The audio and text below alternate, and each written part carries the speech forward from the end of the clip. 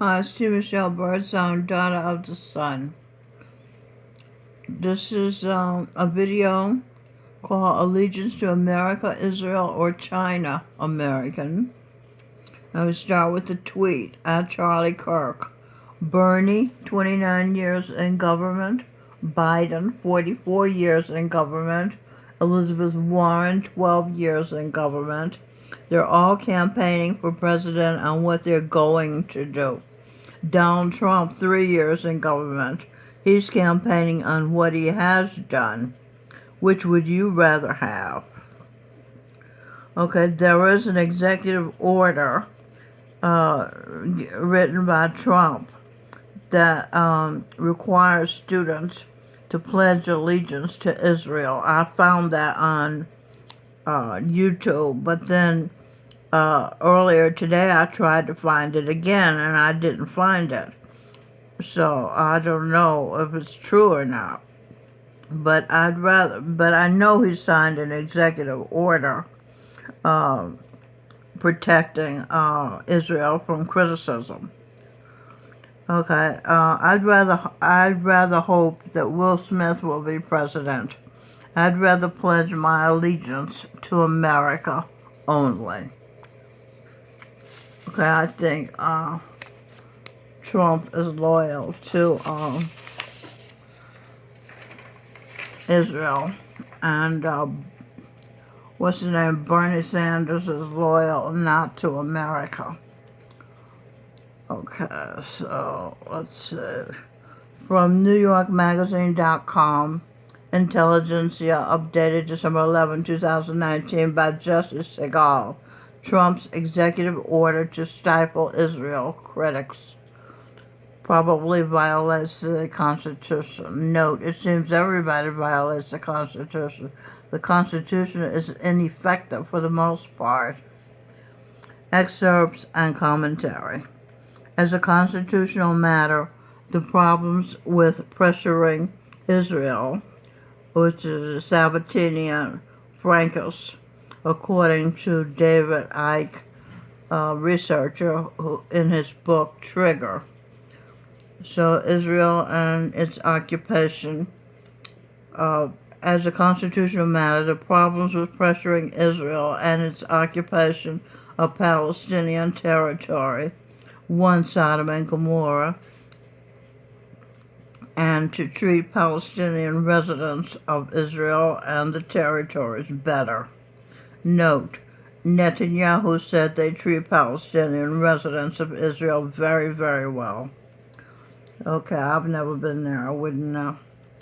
As a constitutional matter, the problems with this protest couldn't be more obvious. Americans have an ironclad right to protest against any country they want for any reason they want, however they want, without the government interfering. Note, except China and Israel.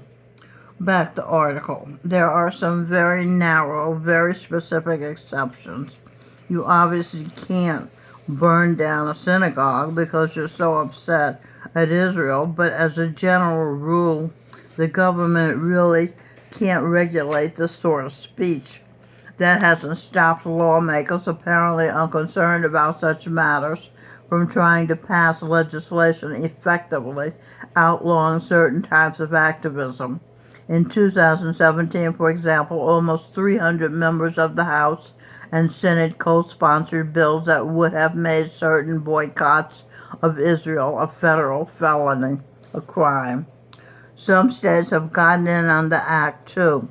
A children's speech pathologist who has worked for the last 9 years with developmentally disabled, autistic, and speech-impaired elementary school students in Austin, Texas, has been told that she can no longer work with the public school district, wrote Glenn Greenwald in 2018 after she refused to sign an oath vowing that she does not and will not engage in a boycott of Israel or otherwise take any action that is intended to inflict economic harm on that foreign nation. She sued, and unsurprisingly, the courts weren't having the law. I think that means she won. A State Department definition describes as anti-Semitic, holding Israel to a double standard, demonizing it to an undue extent for the state of the world, and a wide variety of other sorts of speech that, yes, may be anti-Semitic in a given context, but which are undoubtedly protected by the First Amendment. Now, according to the New York Times, President Donald Trump has resurrected the idea, note, of students now being allowed to protest against Israel in the form of an executive order he plans on signing later today. This was written in December. In signing the order, Mr. Trump will use his executive power to take action where Congress has not. Overall, this is clearly an attempt to make it easier for the federal government to poke its nose into campus discussion of the Israel-Palestine conflict. The president's action comes soon after the Education Department ordered Duke University and the University of North Carolina at Chapel Hill to remake their joint Middle East Studies program on the grounds that it featured a biased curriculum. The move was part of a broader campaign by the Betsy DeVos, the education secretary, and her civil rights chief, Kenneth L. Marcus, to go after perceived anti-Israel bias in higher education. Except there's also an executive order effectively telling the university to censor such speech, note, coming from Palestinian side. None of this should come as a surprise to anyone who has watched these efforts to clamp down on criticism of Israel endlessly die and revive themselves in recent years, or anyone who has witnessed Donald Trump's deeply cynical, opportunistic approach to everything related to Israel and to American jewelry. Jewish wealthy man Sheldon Adelson was one of Trump's biggest donors. Trump owes Jews, and he's paying them off. But it's still disturbing that if this executive order is going to happen, it could cause a lot of problems and almost certainly will create a lot of lawsuits. Trump signed an executive order about Judaism. There was a photo in the video of President Trump holding up his executive order on anti-Semitism that he signed Wednesday at the White House. Tom Brenner, Reuters. Haaretz reports Trump signs anti-Semitism executive order as Hanukkah comes early at White House. Move will penalize colleges that allow anti-Semitism on campus with the definition including certain types of criticism of Israel that some see as potentially curtailing free speech. Amir Tillman, Washington, December 12, 2019. Note, I once saw that the executive order said students have to swear allegiance to Israel, but I couldn't find this stated yesterday when I searched. So I don't know. Washington, U.S. President Donald Trump signed an executive order on Wednesday that allows colleges to be penalized for allowing anti-Semitism on campus. And there are comments from the people. Excerpts from the comments. Utter hypocrisy. President Trump has made it illegal to criticize Netanyahu and his ilk. Netanyahu and Jared Kushner are very close and have been for many years. That was a aside. And this comment was from Leon Peiterman. Another comment from the people. Another Trump deal. If this anti-Semitism order is designed to stop people from calling Netanyahu the Fuhrer, it's not going to work. Abram Epstein. Note: Hitler had a case of mistaken identity. He was trying to avenge the murder of Christ for Christ's wife, Mary Magdalene.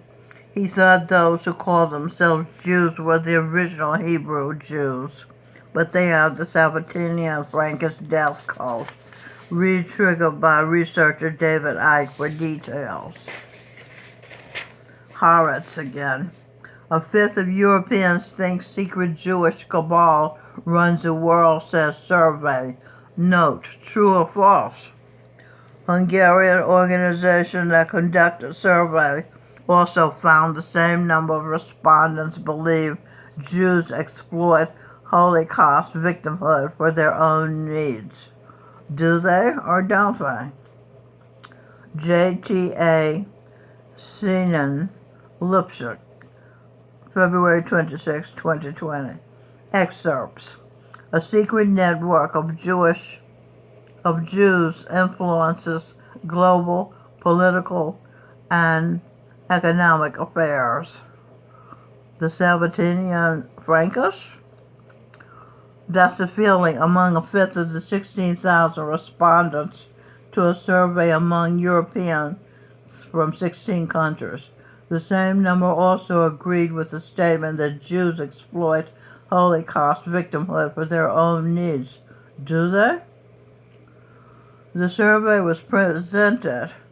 Well, they did get a state of Israel based on victimhood of having been victims. The survey was presented by the Hungary-based Action and Protection League Monday at a conference about anti-Semitism organized in Paris by the European Jewish Association. Is it true? The survey was conducted in December and January in Austria, Belgium, the Czech Republic. Note: where Hungarian Jew George Soros destroyed the Czech economy. Okay, the survey was also conducted in France, Germany, the United Kingdom, and Poland, among other countries. Other findings include that a quarter of respondents agreed with the statement that Israel, Sabatini and Frankish, make them understand why some people hate Jews. More than a third agreed with the assertion that during World War II, people from our nation suffered as much as Jews. Note: I think the survey report was implying that the people were unjustifiably anti-Semitic. You can form your own opinion. Okay, I saw an unusual video it's called Owen Benjamin Reacts to the News of Kobe Bryant's Death, January 26, 2020, at the I'm Not Owen Benjamin V3 channel. And he said despair really is fake. And then I saw a very important video, Tucker, America is being sold to China, on the Fox News channel. I really recommend you see this video. I didn't know how much power China has over U.S. I once saw George Soros say in a video shown by Glenn Beck, former President George Washington, on his then Fox News show, where Soros said, "It's China's turn." I didn't realize China is trying to overtake us and has become U.S. enemy.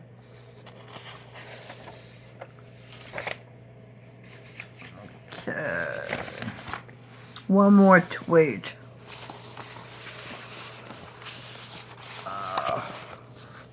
Ryan Fournier.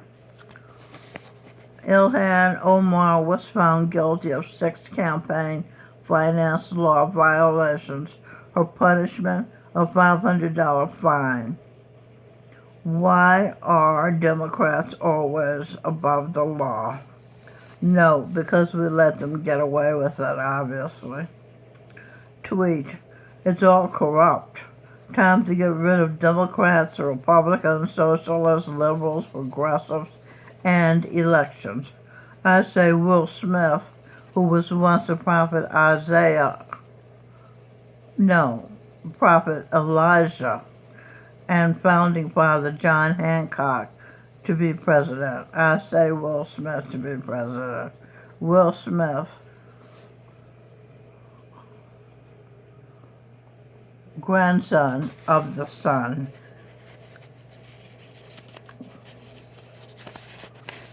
One more tweet. At Charlie Kirk. If liberals don't believe in biological gender, then why do they march for women's rights? Good point. Okay, this is T. Michelle Birdsong, daughter of the sun, signing off. I hope you found the video helpful, beneficial, enlightening, interesting. So long.